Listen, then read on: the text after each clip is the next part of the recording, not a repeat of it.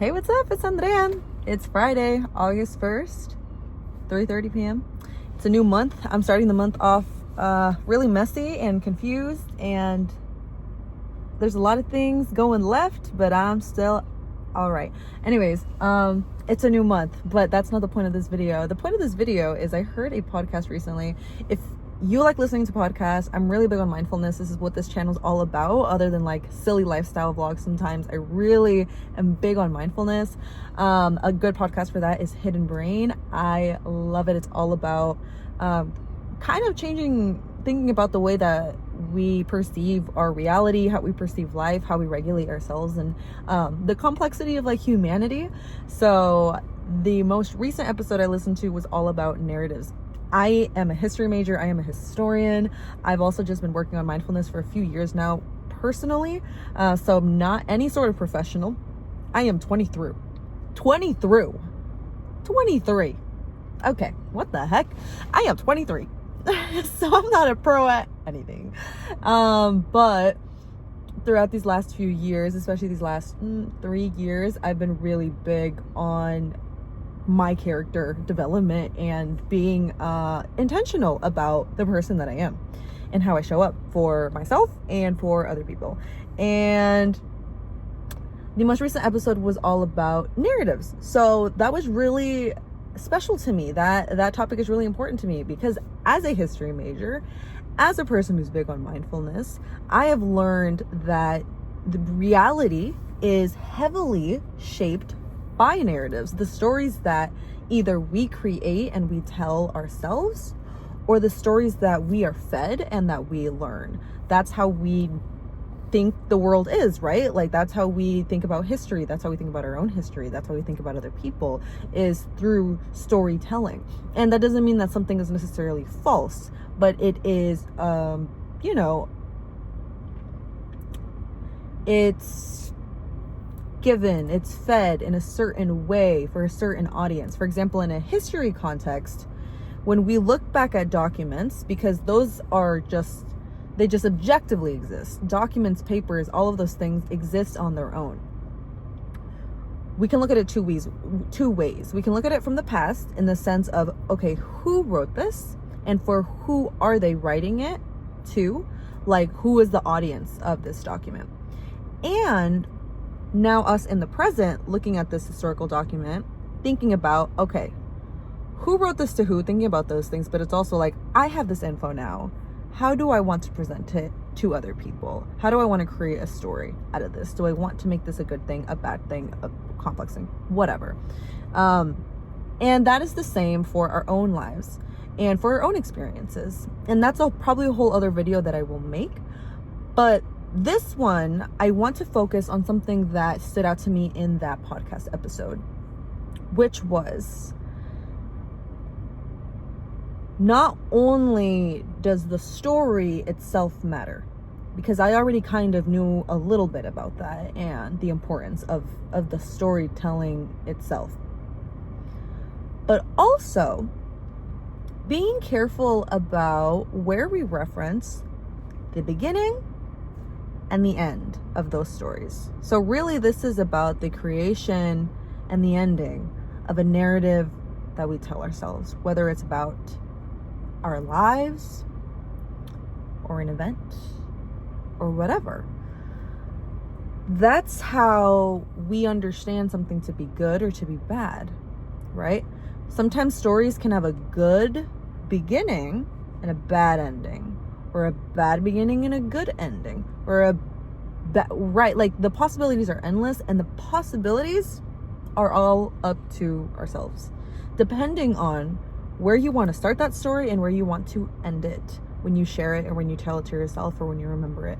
And what I've realized as this past year, because pay close attention to that's the beginning, what I've been calling the beginning of my story, of my healing story, right? Like a year ago, I experienced a breakup, and I experienced pregnancy, I experienced miscarriage, I experienced like passive aggressiveness. Like I've experienced a lot of things throughout the past year, but for the longest time, the creation of that story, I was referencing the breakup.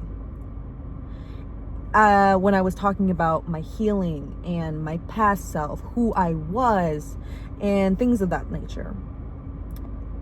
But I think it's because obviously those events were very emotionally heavy, and I couldn't look past it. So when I was referencing, my past self and me healing and me getting better and this and that, I forgot that there were 22 at that point, 22 whole years of life that I built and lived and experienced prior to those events. And I think that I discredit myself. Maybe there was a big jump at that point because I didn't have control over being broken up with, and the miscarriage and all that stuff. I didn't have control over those things. So obviously it's going to stand out to me. Obviously I'm going to have to take more initiative, more action in those times and spaces. But I've experienced a lot, and I'm not saying like a hardship, like I'm not saying I had a hard life and this and that, but there have been experiences that shape the person that I am today, the woman that I am today. And I didn't really realize until maybe more so this summer that I have been showing up for myself, maybe not always great, maybe not always in the healthiest way, in the right way, but every time I do show up for myself, or I approach myself, or I'm going through an emotionally tolling thing, I always show up a little differently. For the most part, I show up in a way that's better, that's healthier, that's more productive, but I show up different. Sometimes I can take a few steps back. Let's not lie. But I'm really trying to, right now, have the intent of remembering, reconnecting, healing, and learning from myself before those events, before the breakup, before the miscarriage, before even that relationship. Because that relationship was 3.5 years. It was a long time, I will say, and it was during important years of my life where there was a lot of change, where I moved cities and I was becoming an adult and all this and that, a young adult. But remembering that I've learned a thing or two through years of therapy and through years of messing up and through years of doing some pretty bad stuff, whether it was bad stuff to myself or bad stuff to other people, because I'm not going to sit here and say that I have been the best perfect person ever my whole life. Amen. I really wish I could sit here and say that and be that, but I'm not, and I've made peace with that.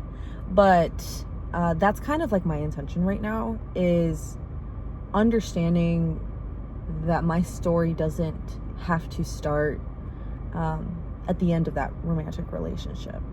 I think I can thank some of the things that I am today and things that I've worked on because of the ending of that relationship and how it ended. But I am not the person that I am because of that. I am the person that I am because of the mistakes that I've made, even as a child, even as a teenager, and also the ways that I showed up for myself throughout the years. I remember, really, it was 3 years ago where it was 3 years ago. I was like 19, 20, where I was really adamant. I was in a really rough spot mentally, and I was adamant about being better. And I remember wanting to be better. Maybe it wasn't for the right reasons. I'm not sure. I'm not going to name it right or wrong. But I wanted to be better for other people. I remember I was extremely unhappy, to the point where I was having, suicidal ideation and really struggling with my mental health. And I wasn't even thinking about my sense of self. I was like, what is a self? What is a me? What is a person? But I started to create moments of silence. I started to listen to podcasts. I couldn't afford therapy, or didn't have the resources to access therapy at the time, but I showed up for myself, even at my worst and at my loneliest and at my most down bad. Was it perfect? No.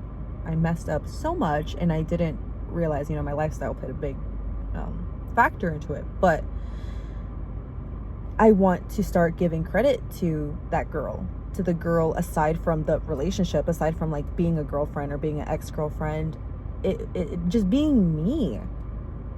And maybe understanding that like my story can maybe start like when I was in high school, and when I was I mean, I've always been a pretty insecure gal. I won't lie. I think I'm a lot better now. I'm really great now, actually. I won't even lie.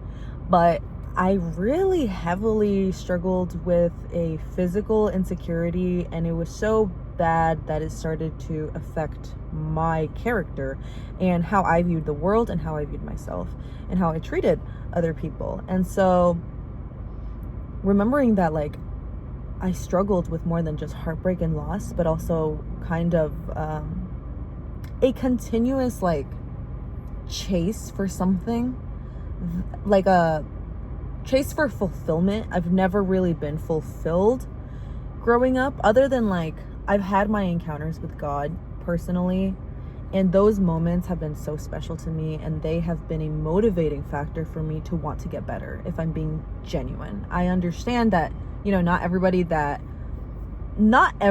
that is into mindfulness and that is into getting better, like, not everyone is going to believe in God or be a Christian or be religious. That is totally fine. That's not something that I think is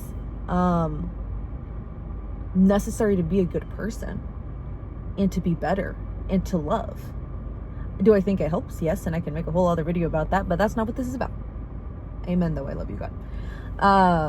This is really about, like, the narrative, and the narrative that I used to tell myself as a teenager, remembering that, reading back on diaries, because for a while after the breakup, I could not remember who I was. I couldn't remember, like, what did I like? What did I think was right? What did I think was wrong? What made me feel better and worse, etc. And I've talked about that.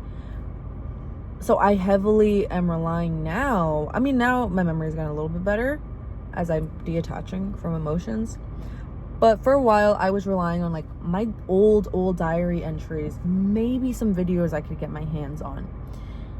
And a reoccurring pattern that I'm seeing is the way that I'm speaking to myself, the narratives that I created, the way that I would proudly say to myself outwardly and to other people, oh, I'm so fat. Oh, I'm so ugly. Oh, I'm a bitch. And the language that I used to talk about myself, to myself and to other people, that's who I became. That's who I was. And so I'm not saying, like, oh, I was ugly. Oh, I was fat.